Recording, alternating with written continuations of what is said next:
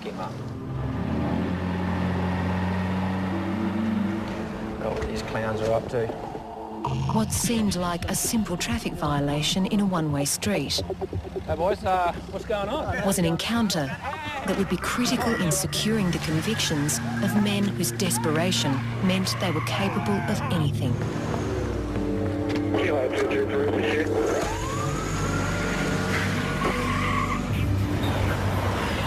Just give me the money out of the till. He wanted out.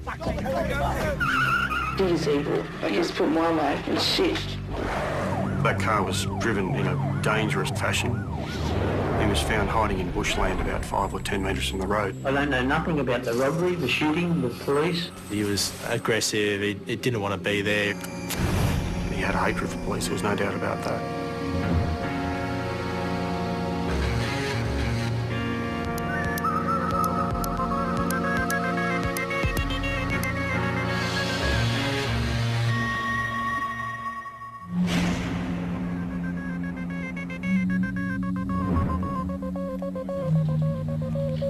Armed robberies on small businesses have become such commonplace, they rarely make it to the evening news.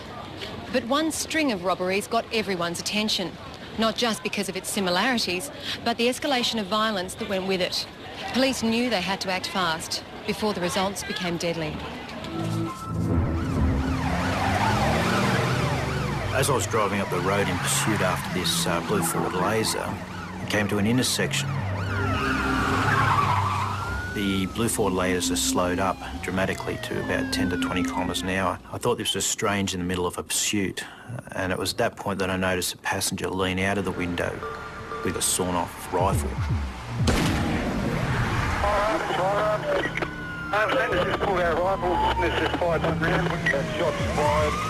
I then accelerated as harsh as I could to get behind the offending vehicle out of the line of sight. It's a blue Laser, a sedan with 2 males on board. The fact that they've shot towards us and aimed directly at police, their intent wasn't just to scare us, their intent was to hit us, kill us, or to stop us by any means. Fortunately, it was a quiet Easter Monday morning where there was very few vehicles and pedestrians on the road at the time. We've continued pursuing after him through a number of local roads. Again, the passengers leant out the window and taken a shot at us. Yeah, the vehicle's fired another shot at us. Shot, copy that. This has angered me personally, threatening my life, so we've continued the pursuit, and it's that point in time where we were terminated by the Duty Operations Inspector at Police Radio. Terminate, 223 from the door, terminate. 23, copy that. 223. I was patrolling through the Liverpool area when I heard the pursuit come over the police radio.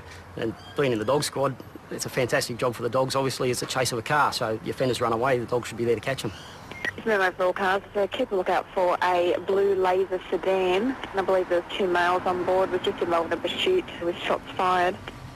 Decided approach with caution. Eventually I found the car, dumped in a side street, and looked to me when I pulled up, nobody was in the car. 534, Oxford, Whiskey Hotel 335. Is that the lady we're looking for? It's the one. Vehicle's unattended. We cover that 534, just for information, just to appropriate caution, these people are armed and have already fired shots at police. So just opened the driver's door, let the dog have a bit of a sniff in the car, had a look inside just in case they were still in there. Fortunately, there was nobody in there. Then I've gone around to the footpath. When people run along the ground, they leave scent on the ground. Our police dogs are trained to find that and locate it. Good boy, mate. Good boy! The track's gone along the footpath, down through some villas along the driveway. Atta boy. Good dog, mate. Good boy. I was thinking, if they're going to shoot at the cops, what are they going to do to members of the public? So I really wanted to catch them. Atta boy. I get to a fence and the dog indicates and locates a sloppy Joe and some gloves.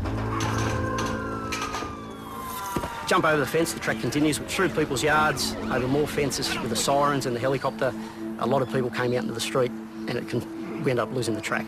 Information 223, it's possibly the armed hold-up just come in at the same time at the Chip and Norton News Agency. It would be right radio because we actually first saw them in half a lane at Chip and Norton. I first noticed the car while I was standing at the front of the shop, and I'd seen 2 guys in there. They just drove past, thought nothing of it. Half a minute later, one of the offenders stormed into the shop, fired a shot without even saying a word, which is a big shock. Yeah, then started demanding money. First couple of seconds, you don't know what to do, but then all those things come back to you, like how to act and make sure you listen to him, all the sensible things to do, and to come out of it alive, yeah. Open up the till, grab the notes out, he asked for the coins, yeah, the fucking coins as well, and just don't do anything drastic, like fucking give me the money. You know, that's all it was all about. You know, just very aggressive. And then he asked for the safe keys, just had the gun pointed at me at all times, so I couldn't get away with nothing.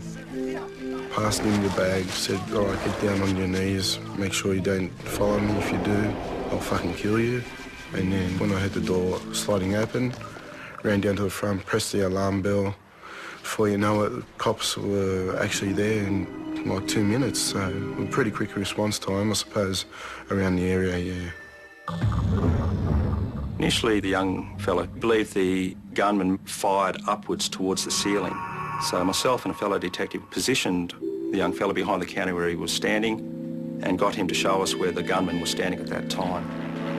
When we had a line of sight on it, we saw that directly behind him was a cigarette cabinet. Decided then to follow that line of sight and see if a projectile may have passed closer to the young fella than what he originally thought. I looked at the cigarette display and I found a hole had gone through the plastic display for the cigarettes, and I found a .22 calibre 5 cartridge casing next to the cash register. This is good evidence because it can be matched by ballistics to a firearm. Getting these guys off the streets was a matter of urgency, as the likelihood of more robberies occurring was high. The willingness of them to fire upon police shows that they're fairly desperate. But at this early stage, unfortunately, no one had any idea who these offenders may have been. Shots were fired during a robbery this morning in a suburban news agency. No one was hit, but desperate gang members opened fire on police during their escape. The stolen car was found abandoned in Cabramatta, just a kilometre from where police had called off their pursuit. Moments earlier, a highway patrol officer was fired on. Police used Polair and tracker dogs in the search, but tonight the men are still on the run. As a witness had identified the same blue laser leaving the Chipping Norton robbery, police hoped the car would contain some indication of who the offenders were. The driver's external door lock had been tampered with and the ignition barrel had been removed, allowing the offenders to start the car and steal it. On the driver's seat, I found a business card for a tattoo parlour. On the floor, I found a Milko wrapper and numerous cigarette butts, which would probably yield good DNA.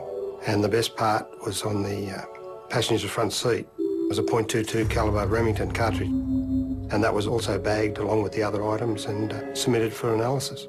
The owner of the vehicle said that she doesn't smoke and that people that she has in the vehicle don't smoke. So obviously the cigarette butts became extremely important to us and gave us hope that they may yield something down the track. They're also able to tell us that they don't visit tattoo parlours as such, so we were able to establish that these items were left behind by the offenders. 223 in pursuit of blue Ford Laser. It was decided then that we would try and retrace the route that the offenders have taken, especially in light of the police officers having been fired upon, to try and locate any spent casings that may have been ejected from the firearm and may possibly have landed on the roadway. Looking for evidence there is much like looking for a needle in a haystack. But this day I was lucky and located a .22 calibre 5 cartridge case. The head stamp was the same manufacturer, Remington, as that the one I located in the newsagents. And it was the same manufacturer as the cartridge that was found in the stolen car. In essence, you've got 3 scenes matched up by the cartridge or a cartridge case. The sloppy Joe and gloves found near the abandoned car were another potential source of DNA, but without a suspect, they couldn't be linked. Then, only 2 days later, another news agency was hit. I was working out in the back room, and when the door closes, it makes this noise, and I thought, why is the door closing? And I looked out and I could see the masked man and the rifle, and I thought to myself, we're in a bit of trouble here. My sister was working at the front counter, so I was coming out to protect her as well. And I just kept talking to him, and in the end he got frustrated with me and then just threw a plastic bag at us and said, just give me the money out of the till. He wanted out, so that was a good sign to me. And then I was just watching him as Kerry was filling the bag up, and there just seemed to be a window of opportunity to stop him. I just went for the gun.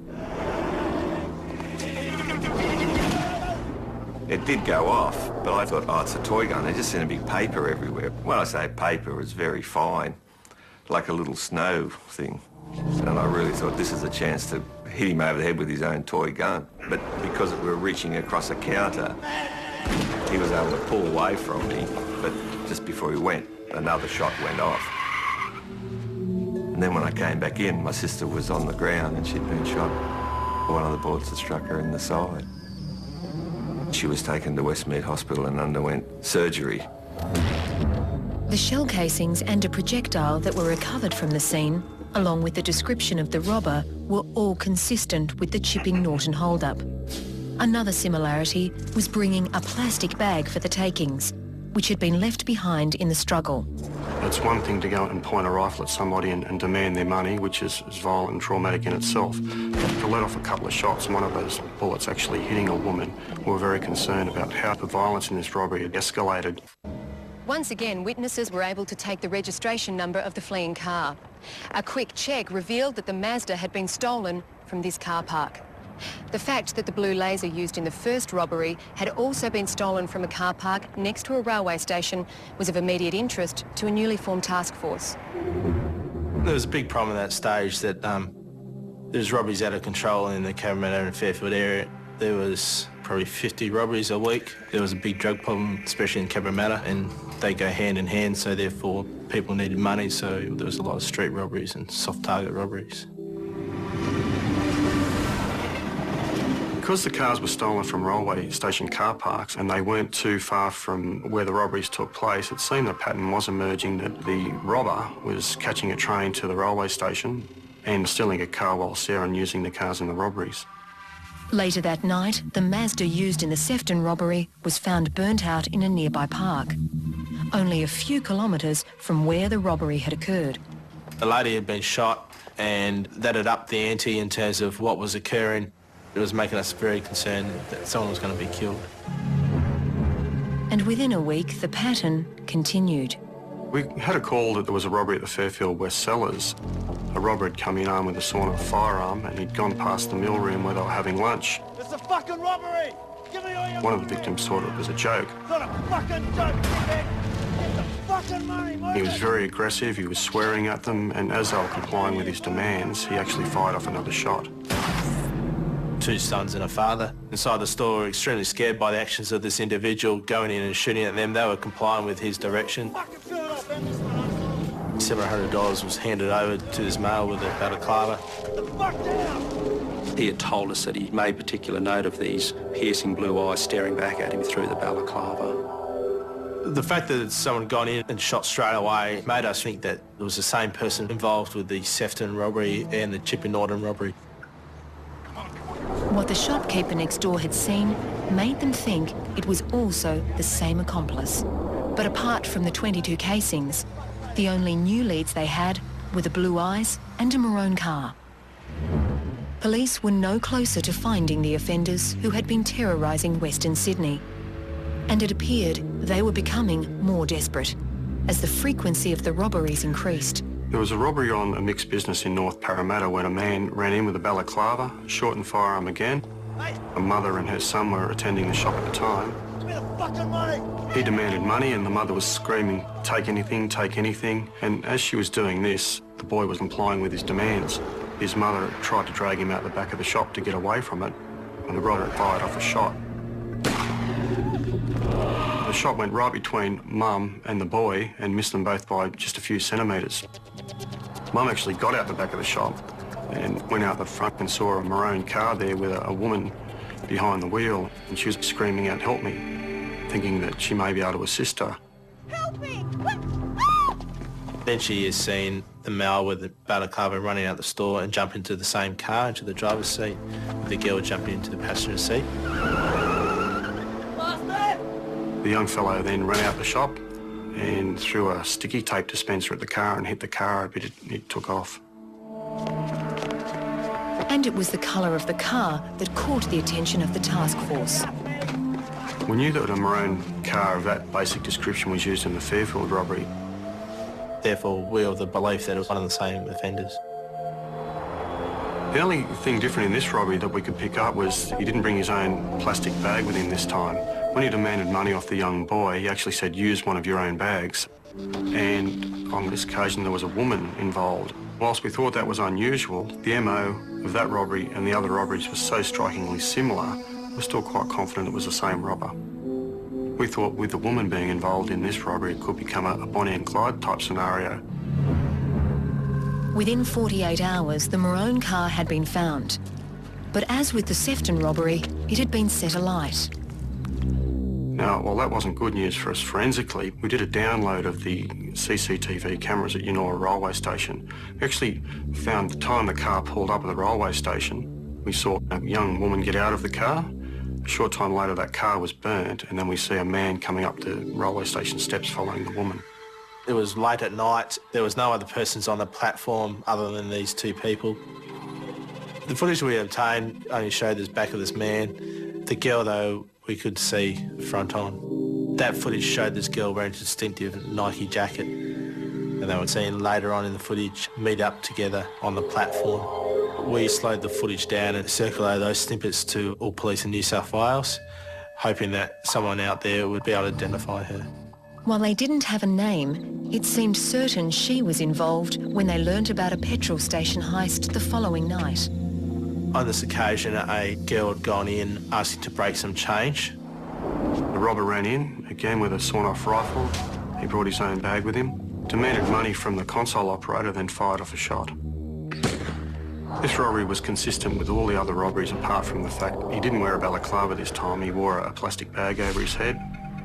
But every other feature was similar. The sawn-off .22 rifle, the fashion in which he demanded the money, and the fact that he actually fired off a shot. Whilst detectives were obtaining a statement from the attendant, it was discovered that the same girl had been at the store about an hour earlier. Hi mate, would you like to buy a car stereo? This girl had approached him and tried to sell him a stereo. He refused to buy this car stereo, and she's seen getting into a cream-coloured car with a male person driving the car. We retrieved some security video, and what we saw clearly was the act of the robbery taking place, but more importantly, we got good clear vision of the woman who came in firstly an hour before and then just prior to the robbery. The vision of the woman and the CCTV footage we took from Yennora Railway was strikingly similar, and most importantly, she was wearing a Nike jacket that was identical to both scenarios. A search of the stolen vehicles list revealed that a cream-coloured Ford Meteor had been stolen from the Cabramatta Bowling Club only an hour before the robbery. Once again, the Cabramatta Bowling Club is in close proximity to a train station, which again fits with all the other cars stolen for all the other robberies. And as with the other robberies, the stolen car was still near the area when they found it. The next morning, one of our highway patrol officers saw that car and he started a pursuit, pulled the lights and sirens on, and the car just took off from him. Whilst we were making our way to assist the Fairfield Patrol officer in chasing this car, I let police radio know that the person inside the car could be possibly armed with a firearm and that it had been used on other occasions.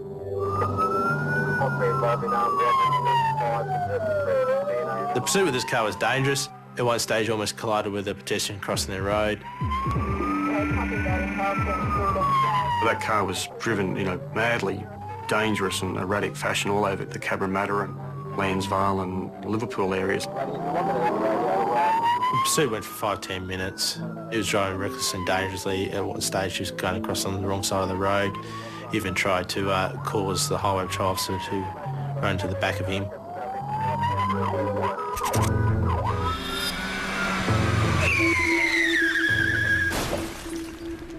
At the end of the chase, he then crashed on a major road in Sydney. Get out of the car! Get your hands up and get out of the car! Upon him crashing his car, there was a number of police who were present at the time who had concerns that he would do something.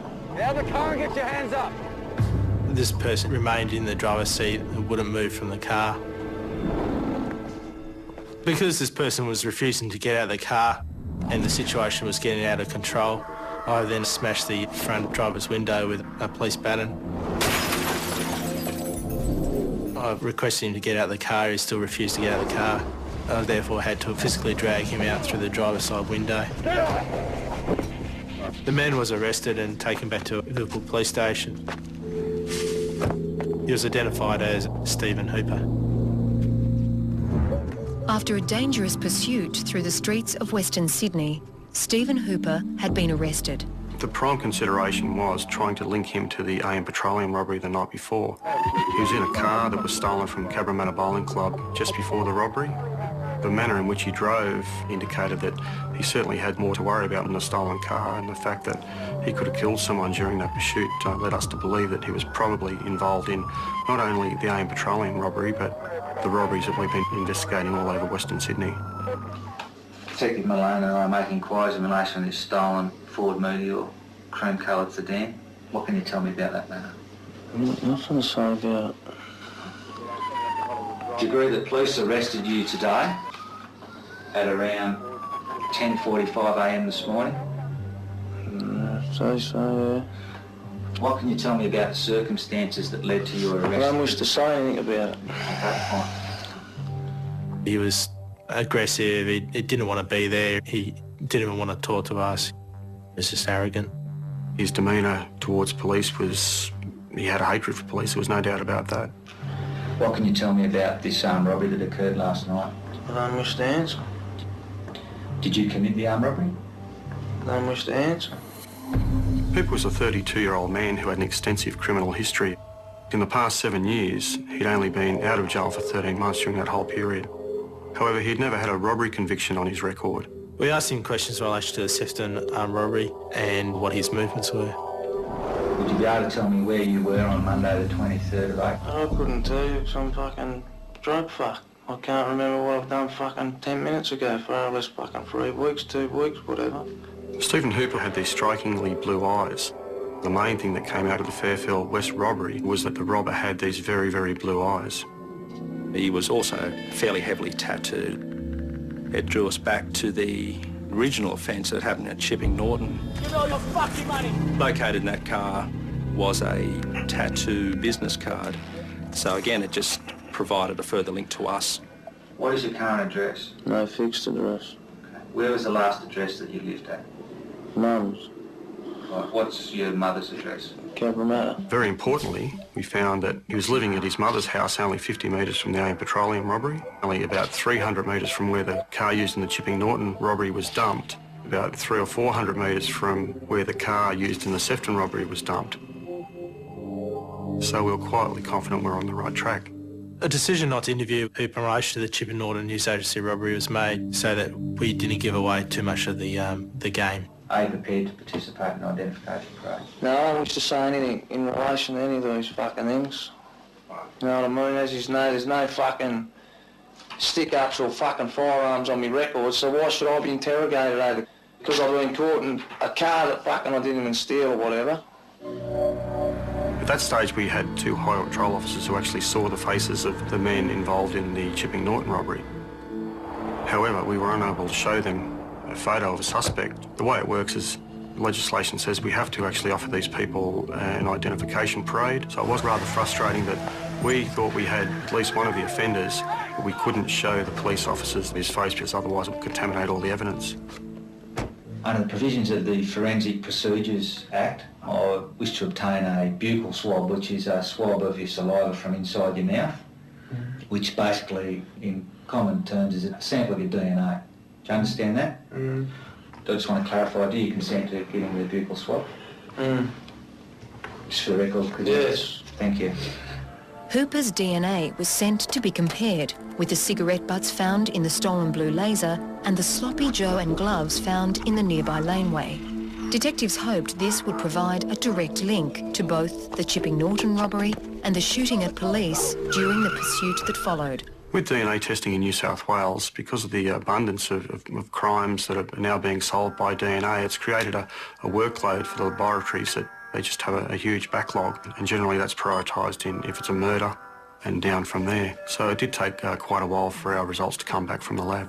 While they were waiting for those results, the time was right to see if there was a ballistic link between the 7.22 calibre shell casings they had collected. Each firearm will basically leave its own signature on a fired bullet or fired cartridge case. This signature is unique to a specific firearm. By using a comparison microscope, I was able to determine that the size and shape of the firing pin across all 7 cartridge cases was the same. I then started looking at the microscopic imperfections, which in very simple terms it could be described as looking at railway tracks and getting the railway tracks to fit against one another. Based on this then, I was able to determine that the 7 fired cartridge cases were fired from one firearm. We needed to locate the gun. That was very important. If we found that gun in an offender's premises or somewhere they frequent on a regular basis, and if we were lucky enough to get any DNA or fingerprint material from that, it was a direct link to the robber and the robberies. As part of their strategy, Hooper was only charged at this point with resisting arrest and matters relating to the stolen Ford Meteor. He was found guilty and sentenced to 12 months. Because Hooper was off the streets and we knew where he was, it gave us a little bit of time to try to identify the second offender.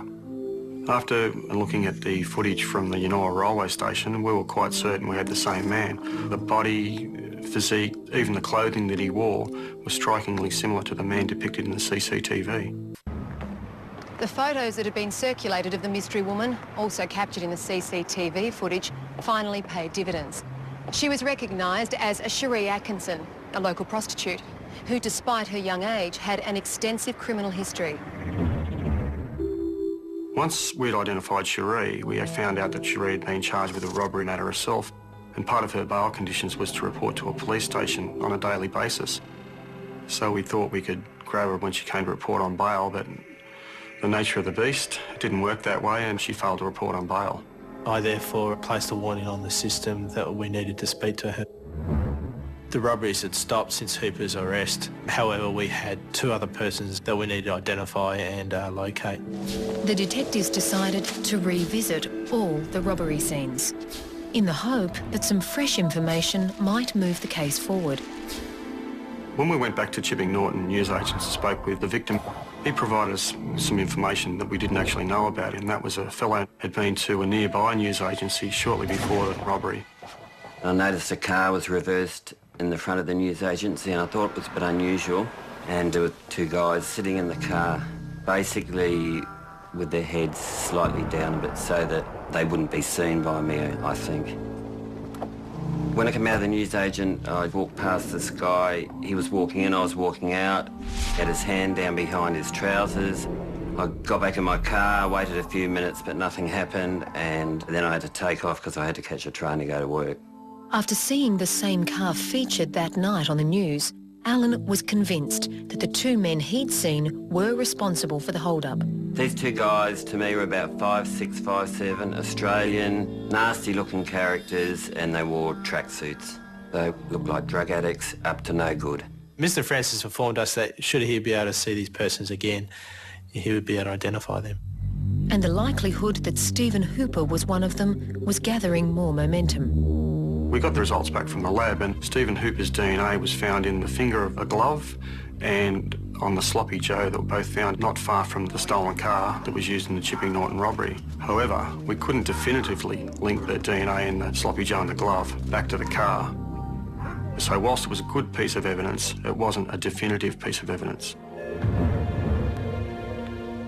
That definitive evidence they were hoping for was the DNA results from the cigarette butts. And while they were consistent with being those of Stephen Hooper, they weren't conclusive enough to rule out belonging to other male relatives. But the detectives did get some good news. Cherie Atkinson had just been arrested for shoplifting. When we put it to Cherie that we were aware of her involvement in the AIM Petroleum robbery, she saw the writing on the wall, and she knew that she was either going to be implicated in the robbery itself or that she could come over to the forces of good and assist us. And she made the wise decision and assisted us. Wasn't it bad then? I was betting $1,000 habit. And back then you didn't care about what they did or where they got the money from, you know, it was just money, it was just drugs, holding your arm, do you know what I mean? Yeah. Both her and Hooper had a heavy drug habit That was up to $1,000 a day. Hooper would go out and get some money. He would then return and they would go and buy drugs, and this was a daily occurrence. Once Cherie agreed to assist us, she had no problems in confirming that was her depicted in the footage in the AIM Petroleum robbery. However, what she did say is she was unaware that Stephen was going to commit a robbery. Oh, fuck, are you crazy or something? She wasn't aware that that was going to happen until she saw him running in with the gun and the plastic bag over his head. That's why she ran out the store. I had no idea that he was going to do it. Like, my intention was to sell City Playhouse. And then I went in there, and he just ran in there, shot the gun, and I was feared for my life. So as soon as he fired, you were out of there, are you? Yeah. I didn't know what to do, so I ran around and got hide, you know, as I thought, if I run, he'll just chase me, kill me. We were reasonably sure that Cherie was involved in some way in the mixed business robbery at North Parramatta. When we actually put that to her, though, she denied any knowledge of that. No. Don't know anything about that? No. However, the Fairfield robbery sounded familiar and she thought it was her boyfriend, Stephen Hooper. How do you reckon you know that it's Stephen who was involved in this robbery? Yeah, I wouldn't be 100% sure, but yeah, like, it sounds like him, you know what I mean? When we questioned Cherie further, she disclosed to us that she'd seen Hooper with a shortened rifle in the past. Hooper got a lot of money or something, like a couple of hundred or something like that. And I said, how'd you get that? And I said, just don't worry, and blah, blah, blah. You're getting the shots, so shut up. Stop rinsing and bitching. When we looked at the footage at Yanoora railway station, Cherie was quite upfront in that and she confirmed that that was herself depicted in the CCTV. And this is the steps at Yanoora railway station. We can only see a back view of this man. Yeah, it's really good, isn't it? I've been pretty lucky, actually. I know. But you can tell what it is, can you? Yeah, see. Okay, how do you know that? Tattoos. Yeah. She identified the tattoo on the back of Hooper's leg. She pointed that out to us. She also pointed out a tattoo on the neck. She said they dumped the stolen car there and Stephen set it alight and they actually went to meet up with their dealer and buy some cocaine. Cherie was a bit vague when we questioned her in relation to Hooper's friends or accomplices. The only thing she knew was a fellow hanging around who she described as being a skinny guy with freckles. She said his name she thought was Daniel and possibly had a surname Adamson. Everything was coming to place, but we didn't know who this third person was. All we had was a vague name to go on. Someone who was less vague about his name, though, had just come forward. An informant told us it was a fellow named Dennis Adams and he was bragging about the robbery at Chipping Norton, how he was laughing that they'd fired shots at the police and the police car skidded off the road and how he thought it was a great joke. Did he tell you any more about his method of actually doing the robbery? No, he didn't discuss nothing else really about it, but like I was saying, he boasted about the police car skidding him to the side and all that, but he was on toe, you know what I mean? Like, he really, like, he stayed down and he was driving in a little blue Laser at the time. After the informant gave us this information, we became quite excited about the prospect that this may well be our co-offender for the Chipping Norton robbery. Adams was living in Mount Druitt and the car used in the Chipping Norton robbery was stolen from the Mount Druitt railway station. After the police started pursuing the stolen car in the Chipping Norton robbery, Senior Constable Wilder did a comfit of the offender who shot at them. The comfit looked a lot like Dennis Adams. However, the informant wasn't able to tell police where they could find him. All of their inquiries and an extensive surveillance operation failed to locate Dennis Adams. And this wasn't the only thing holding back the investigation. Stephen Hooper had just escaped from jail. The task force investigating a string of serial robberies was ready to interview their prime suspect, Stephen Hooper. The only problem was they no longer knew where to find him. He was at Kirkconnell prison camp, low security. He and another prisoner pushed a couple of prison guards over and ran away from the camp.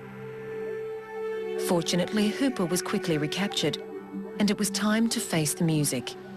Mr Hooper, as I very briefly explained to you, Detective Bann and I are making inquiries in relation to a number of armed robberies. Do you understand that? Can you indicate whether you can understand me or not, please, sir? I'll go on. Hooper was virtually silent with every allegation we put to him. The only time he responded was when an allegation was put to him that his DNA was located at one of the scenes. DNA found on both the gloves and the Sloppy Joe has been matched. The DNA is the same. It's Stephen Ronald Hooper's DNA. Is there anything you'd like to say about that? I don't want to say shit, mate. Do you wish to take this opportunity to deny anything that's been put to yourself? I've denied everything. Although Hooper wasn't talking to us, he was hoping that we were going to talk to him so he could glean some indication of the strength of the case that we were building against him. Just like to inform you, Mr Hooper, that in relation to a robbery that occurred at 9:30 p.m. at AM Petroleum on the 3rd of May this year, the robbery on the 2nd of May at Webb's Mixed Business, the robbery on the 30th of April at Fairfield West Cellars, and the robbery at Chipping Norton News Agency on the 16th of April, the same weapon was used in each of those robberies. We've identified cartridge cases and projectiles which were found at the scene, and also one projectile which was taken from the woman who was shot at the Sefton News Agency robbery. That's 5 links in relation to that rifle with 5 robberies. Anything you'd like to say about that? However, despite all their efforts, the weapon was never located. So Detective Bingham wanted to ensure that the evidence they did have was solid. Whilst his DNA and the DNA on the clothing was already linked through a former forensic process, we wanted to get fresh evidence. We'll also be attempting, if we can find a suitably qualified officer, to obtain a forensic procedure. At this point, I think Hooper realised the seriousness of the situation, and he showed his more dangerous side and decided to explode. Well, you can get fucked because he's already done it, right? If you're going to charge him, let's fucking go. DNA taken from you and also DNA taken from the clothing and the gloves that I showed you. Do you understand that? You consent to a DNA swab? No, I'm not having it. Because he's already fucking took one off me. The DNA swab that was taken from you at Cabramatta was in relation to that stolen car you were driving. We're just asking you to consent to one taken in relation to these robbery matters, which are separate incidents. I hope you don't consent. We're ready to do the identification of Hooper. We didn't have Adams in our custody, so that was a problem. To strengthen their case against both, a lineup was conducted in the form of a photo board. We then put the photos before Senior Constable Wilber. This person was the actual passenger of the vehicle. On recall at the time of the shooting, he was the one that went out the window. I had a clear view of him when our cars were practically next to each other within 2 metres. This is definitely the driver. He's the driver of the incident referred to on the 16th of April. Yeah, that's correct. We then had Alan Francis come in a similar situation to Senior Constable Wilber. That was the man, the driver that I passed as I was coming out of the news agency. He was going in there. We later showed the photo board containing Dennis Adams to Sheree Atkinson, and Sheree was able to say that Dennis was a fellow hanging around Stephen at that time. So we had a number of eyewitnesses, both police and civilian, who had now made positive identifications of both offenders. Nicholas Bingham and Dennis John Adams at Mount Druitt Police Station. Eventually, Adams did come under notice, not for an armed robbery, but for a domestic violence incident, and Adams was arrested. At that time, we didn't have any evidence to put him to the other robberies, apart from Chipping Norton. We wanted to talk to you about the robbery at the Chipping Norton News Agents on the 16th of April this year. Do you understand what I'm saying? Yes. Can you tell us anything in relation to that robbery that I'm talking about? I know nothing about it at all, and it's just a bigger shock to me hearing it as what you guys are telling me. We've also been given information that you were the person who fired the shots at the police after the robbery. Yeah. Would you like to comment on that? I certainly would. I just made the comment. I don't know nothing about the robbery, the shooting, the police. This person has committed himself to a statement and is prepared to give evidence in court. That's fine. Get him in court, that's fine. I don't have a problem with anything. Nothing at all. Adams was very cocky. He seemed quite confident in himself that we didn't have enough to go with. He challenged us that he never did armed robberies. We've also been given information that Stephen Hooper was the driver of the car that morning. That name, Stephen Hooper, rings a bell from years ago. I don't know the guy personally, but I have heard the name. When we mentioned Hooper, he was quick to admit that he did know him, but tried to distance himself. But I can know heaps of people for years, but whether they're a friend, associate, or the person that walks past and says g'day every day, that's what I mean. As the DNA results on the clothes didn't directly link Hooper to the blue laser, A further test was conducted for the presence of gunshot residue. When a firearm is discharged, the gunshot residue is airborne and it can land on anything in the near vicinity. So we use a small swab, which is a contact adhesive, and any particles of gunshot residue would be picked up by the adhesive tape. Gunshot residue was in fact found on one of the gloves and on the Sloppy Joe, and the type of GSR or gunshot residue could be identified as being consistent with those in the casings found at the crime scenes.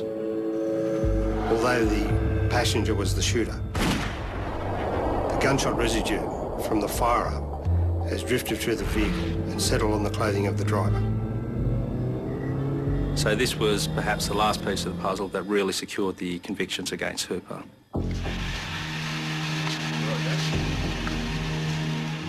So eventually when Hooper did appear in court, he was able to see what witness is about to come in, and when he realised that Cherie was prepared to go ahead and that she had appeared, I think this may have been the clincher, and he's decided to plea.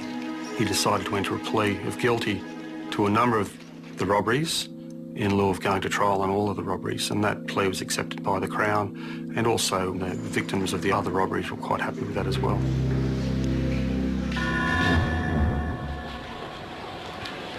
Stephen Hooper pled guilty to the armed robberies at Chipping Norton, Sefton and the AM Petroleum, and for firing a weapon to avoid apprehension. He was sentenced to 16 years in prison and will be eligible for parole in 2014. Adams eventually went to trial on the count of the armed robbery at Chipping Norton and the subsequent shooting at police. Adams was convicted of that and was subsequently imprisoned for 12 years. Armed robbery is one of the most traumatic offences that could happen to a person. There's not one armed robbery victim that I'm aware of in my 21 years in policing that hasn't been quite severely affected and traumatised by it. What this robbery did to me personally, it had a major impact on my health to the stage where I ultimately was diagnosed as suffering from depression. But it doesn't stop me moving on with my life, and I try to eliminate exposure to anything like that. I could never buy another business. I would never do that again. Armed robberies can have a deep impact on people, and if people are out there committing them, we're going to do everything we can to try and put them behind bars where they belong.